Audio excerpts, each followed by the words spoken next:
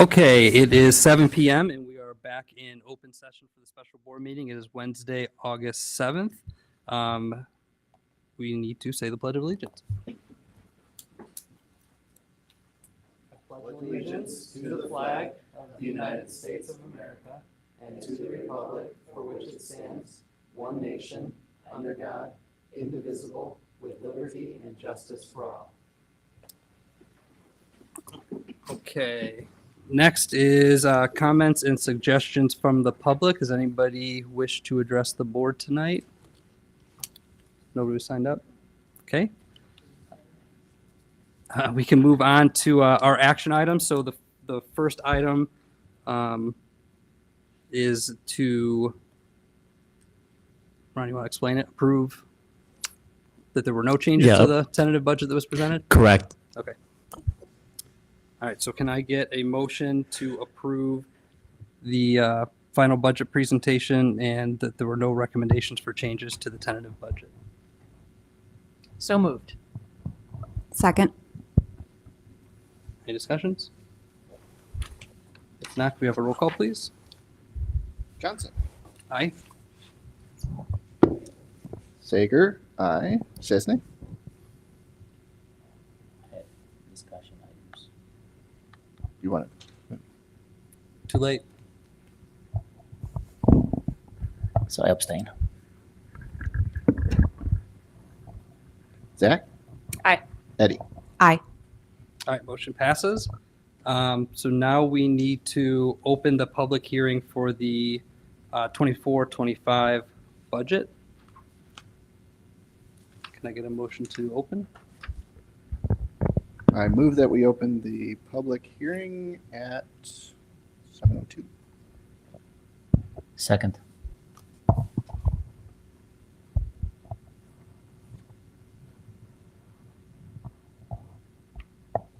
Roll call, sorry. Sager. Aye. Chesney. Aye. Zach. Aye. Eddie. Aye. Johnson. Aye. All right, motion passes. You're gonna go over it? Okay.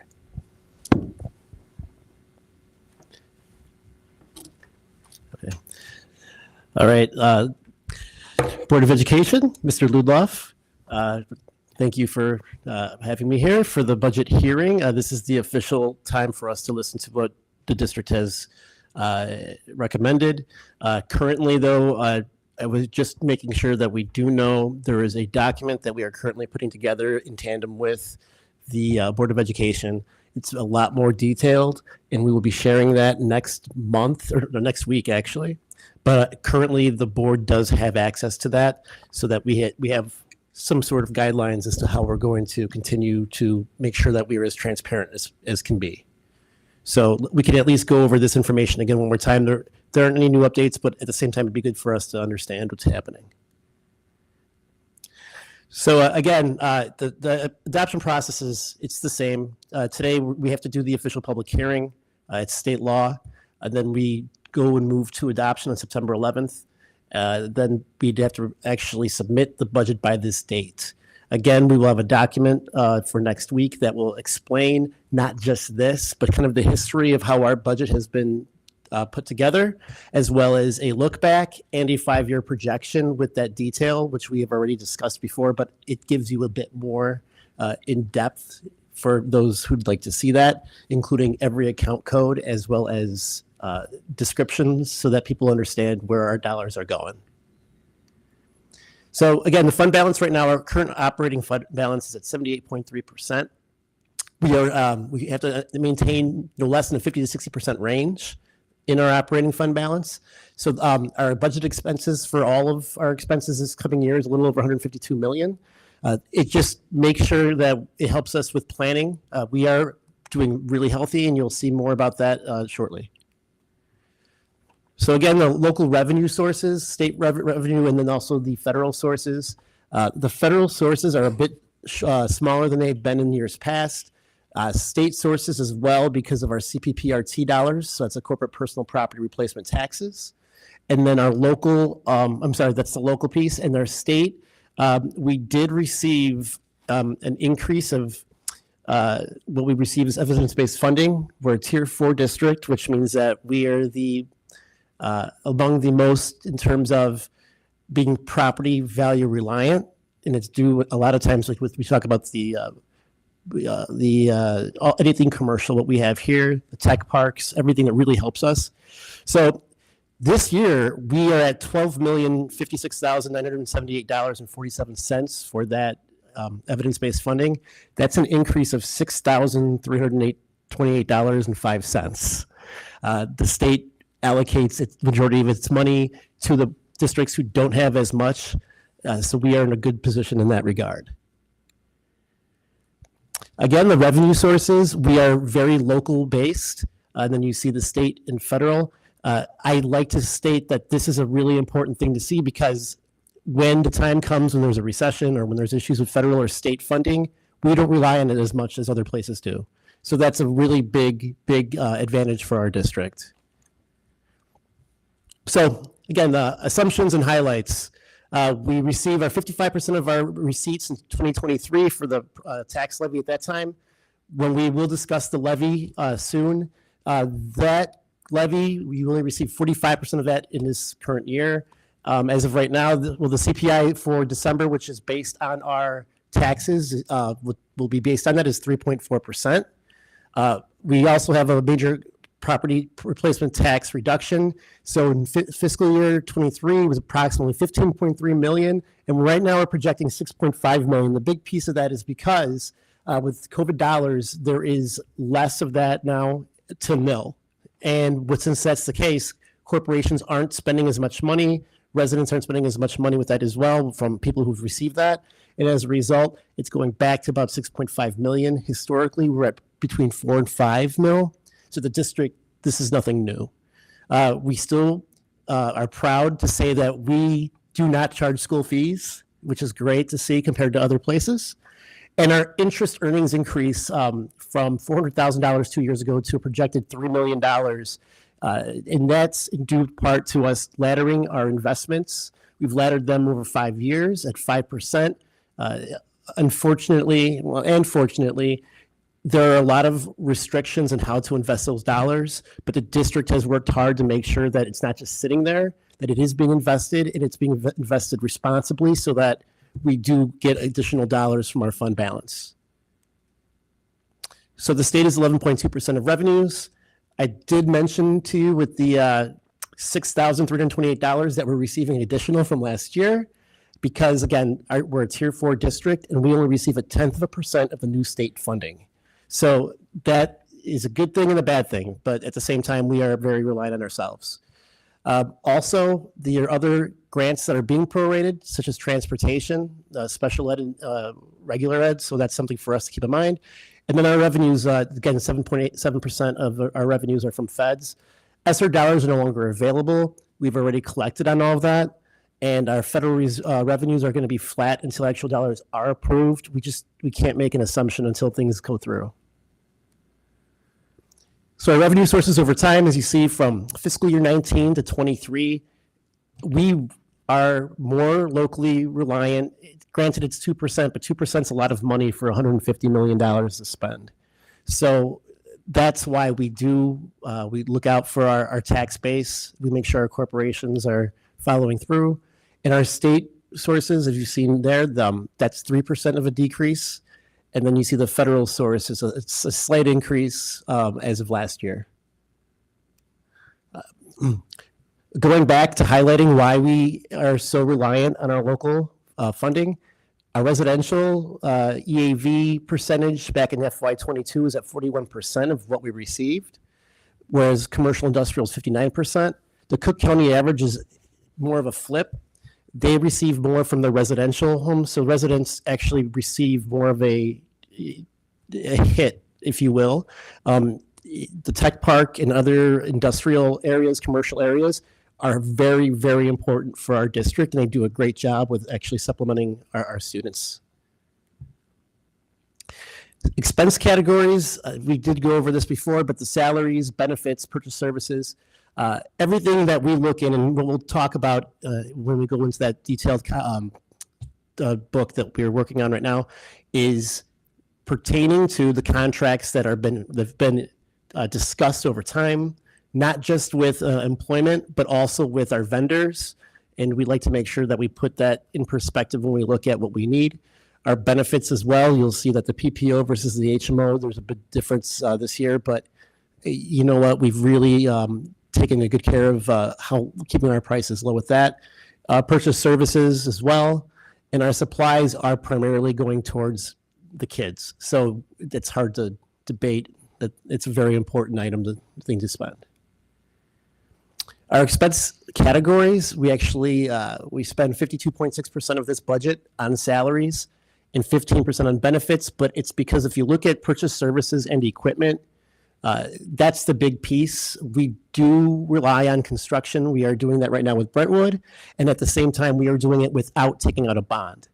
That is a tremendous accomplishment. Right now, the Brentwood costs are going up to $14 to $15 million, and the district is able to absorb that dollar amount without having to go for a bond and keep our fund balance at about 78%. So that's a definitely great thing that's happening. Moving forward, just any of the construction costs will go under that category of purchase services. Yes, and equipment. Equipment being like, you have to buy the items put together and all that stuff. So yes. The expense highlights, again, we talk about the salaries and staffings. It's all based on the resource allocation that the board approves from February. It does include resignations and retirements. I commend our human resources team and Mr. Vittori because they really assist with saying, hey, look, this is what we have here. This is what the plan is. He's also with me on the insurance committee, so that's the benefits piece. And we have done a phenomenal job on that. As for the Ed Fund, when it comes to food services, purchase services, line items, field trip costs, we have taken care of that. Again, I commend my colleagues and Dr. Bresnahan because those field trip costs in particular, it's not fair for a child just to have to miss a field trip because of costs. That's what the district doesn't believe in, and we've actually followed through on that, as well as the expansion of music programs. Ms. Savage has done a fantastic job with that as well. We are really moving into the next level when it comes to hearing our students improve in their musical programming, so it's really cool to see. Also, the supplemental instructional materials we've been doing over time. I love Mr. Ludloff has had some really good data that we've seen the continued expansion and extreme increase in scores. This is what we try and help plan and supplement because in the end, it is about the curriculum. It's not just about the finances. Operations and maintenance, we're looking at 2 maintenance vehicles, and then of course Brentwood. Transportation has been a really great success last year, and we continue to see that. And it's only going to be a 2.5% increase. That's a big win. Debt service, we're still waiting till that March of 28. So then we'll have no debt on our books at all. We can't pay it ahead of time because it's non-callable. So that's just a cost we're going to have to do. We're going to go over that next week.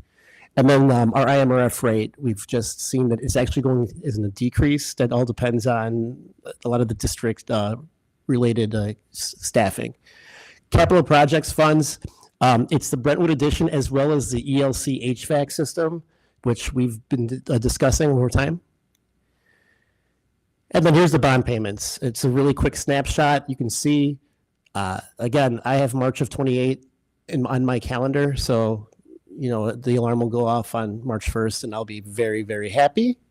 But for now, we'll just keep making those payments and we are succeeding. Once those are paid off, is that coming from a different fund or will we have that extra money? We will not have that extra money. Okay. The 30 fund, when it comes to taxes, we do not levy for that. We don't ask. The county automatically puts it in there so that once it's approved or once a board approves of that, it just is tacked on automatically. But when I get my tax bill, it's on there. So people, relative to what they pay now, they will pay less then. That is correct. Okay. Again, with the capital projects, we looked at the Brentwood addition, the ELC HVAC system.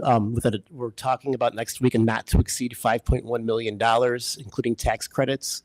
And then NSSEO has upgrades to their HVAC systems that our students use. So that's $118,500 is our portion from the district.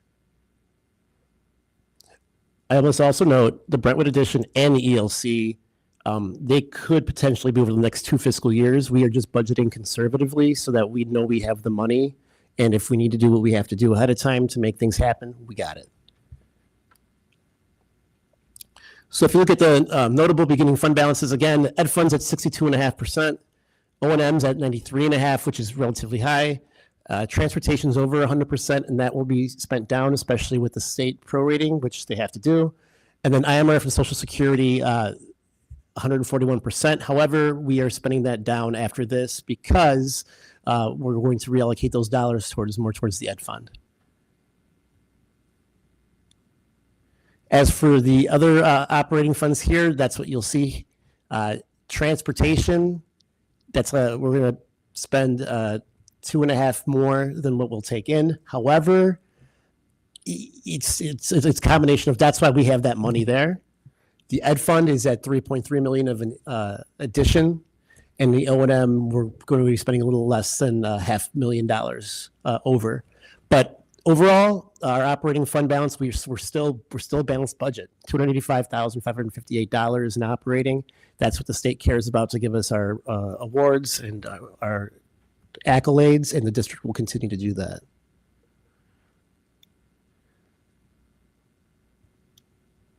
Oh, wait, whoa.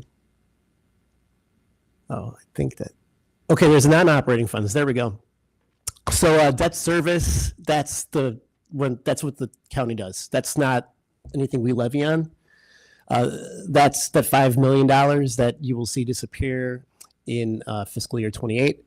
IMRF Social Security, this is all planned spend downs, right? So we see 141% fund balance. We try to spend that down because it's not healthy for us to hold on to the money that could go towards other resources such as our students. And so that's why we see that negative 2.3 mil. The capital projects fund, we have the money that we've put aside for Brentwood and other projects. We have a habit of the last couple of years taking some of our surplus and moving it into the capital projects fund so that we can do stuff like this. The budget that you see today includes that again, so that we are going to continue putting money in there so we can continue funding for construction, as well as when Wold comes back and brings their plan, that administration and the team can talk about it with the board and make decisions in terms of ranking over the next 10 years. So this is the projected ending fund balance that we're looking at for this current year that's coming up. We're in great shape. The working cash fund we haven't touched since I've been here. We don't plan on it. That's a fund that just kind of is there for like a rainy day if you need to borrow for yourself. We have $12.2 million sitting in that. A lot of districts don't have that at all. Our capital projects fund was planned on, so that 18.5 is being spent down. However, we are going to receive some of the funding and from excess, and we're going to put it back in there. And same thing with IMRF and transportation. We do realize that states having some struggles with proration, so transportation will take a little hit. IMRF Social Security it's too high. We need to actually spend down on that. And then operations and maintenance, you see there, that's that $500,000. Are there currently any restrictions from the state regarding working cash funds? I know that they're talking about basically putting limits on how much a district can hold on to. Are there any regarding working cash? With working cash, I don't believe so. But Ms. Zach, I've heard them trying to make restrictions, and every year they renew it on transfers, inter-fund transfers. That's a big one. The state continues to approve of that, so that's a good thing for us, especially with our construction piece. But I'll say this, the higher you have in certain funds, the more likely you are to have tax objections from the public, and they will favor the public. I'm not saying we're trying to do anything to dissuade that, but we want to spend that money for our kids. And so we're trying to do it within reason and making it strategic instead of just spending. Here's what we looked at over the last couple of years with the fund balance. FY20 is an interesting one, and if you think about it, because there was that bond that was taken out. However, despite that fact, COVID hit, and we still were able to stay afloat. We did receive our ESSER funding. We avoided spending it on staffing, which was huge because staffing is a recurring cost. ESSER money is not a recurring fund. So there was a lot of strategy behind that. You can also see its previous fiscal years. The district has been very smart and strategic. We continue to do so. So we're in good shape in that regard. Same thing with operational revenues and expenses. You can see that we've been balanced, and we continue to do so. Any sort of additional revenues that we receive, we've been putting into the 60 fund so that we can update our buildings, and that I would like to see that as the practice that continues. So here's our 5-year projections. If you see these, this year looks like a bit of a hit because we're doing Brentwood and the HVAC system. And the fact that we can do all of that, that's over $20 million in work without a bond is a celebration. And that's one thing that I guess I'll go on record saying I've pledged to not do.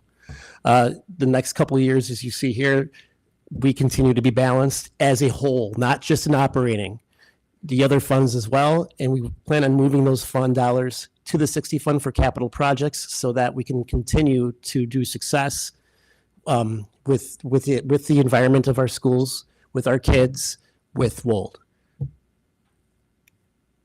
And Oh, sorry. that long-term plan does not include any further expenditure, capital projects that might be coming from the review, right?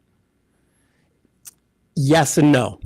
That's a good question, Mr. Chesney. A lot of this is a lot of maintenance and upkeep already, but I don't know if they're going to identify that in the study. If they do, then there will be overlap.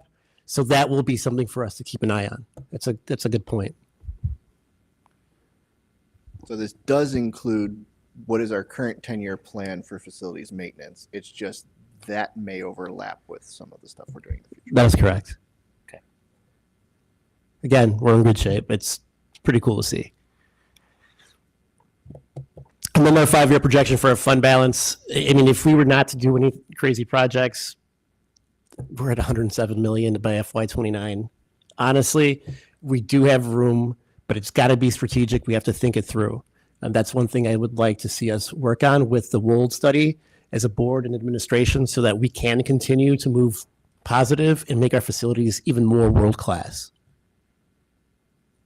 which then supports a world-class curriculum and the instruction. So again, long-term plan update is to ensure that the safe facilities are here, that equipping for an evolving curriculum. We utilize that Wold study. We have to prioritize district needs. And then we will continue updating assumptions as they change. We plan on doing that throughout the months as school year goes on so that the budget is being relayed to the board, not just on a surprise, but a month-to-month discussion so that people understand what's going on. And this would be where it says like fin or end or whatever it Okay. is. Thank you. All right, so this is what was on display for the public to review, right? So does anybody here from the public have any comments, feedback?